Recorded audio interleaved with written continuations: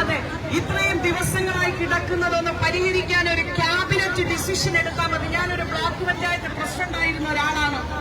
Cabinet decision എടുത്ത പഞ്ചായത്തിൽ നിന്ന് നിങ്ങൾ അവർക്ക് വേണ്ടിയിട്ട് ഒരു വിഹിതം കൂട്ടി നൽകുമെന്ന് പറഞ്ഞാൽ ഒരൽപ്പം ആശ്വാസത്തോടു കൂടി പരിഹരിക്കാൻ കഴിയുന്ന ഒരു സാഹചര്യം ഉണ്ടായിട്ട് പോലും എന്തിന് ഈ അമ്മമാരെ ഈ വെയിലത്ത് നിർത്തുന്നു എന്നുള്ളത് ഒരു വലിയ ചോദ്യമാണ്. സർക്കാർ അടിയന്തരമായിട്ട് കണ്ണു തുറന്നേ പറ്റൂ. ഇവർ അടിമകളല്ല. ഉണർന്നെണീക്കുക സോദരി, ഉയർത്തെഴുക സോദരി, പോയ നൂറ്റാണ്ടുകളുടെ തലവറ തകർത്തെണീക്കുക സോദരി, ഉണർന്നെണീക്കുക സോദരി, ഉയർത്തെഴുക സോദരി, പോയ നൂറ്റാണ്ടുകളുടെ തലവറ തകർത്തെണീക്കുക സോദരി. അടിമകളല്ലിനി നാം, കേവലം അടിമകളല്ലിനി നാം, അടിമകളല്ലിനി നാം, കേവലം അടിമകളല്ലിനി നാം.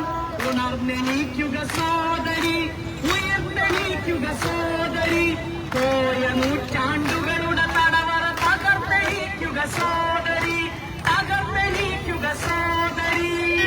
എല്ലാ അമ്മമാർക്കും എല്ലാ ആശാവർക്കർമാർക്കും കോവിഡിന്റെ കാലഘട്ടങ്ങളിൽ പോലും പകർച്ചവ്യാധികൾ വന്നാൽ പോലും ആദ്യം ആ പകർച്ചവ്യാധികളെക്കാൾ വേഗത്തിൽ അത് പിടിച്ചുകെട്ടുവാൻ നേതൃത്വം കൊടുക്കുന്ന നമ്മുടെ അമ്മമാർ, നമ്മുടെ സഹോദരിമാരാണ് ഈ സമരമിരിക്കുന്നത്.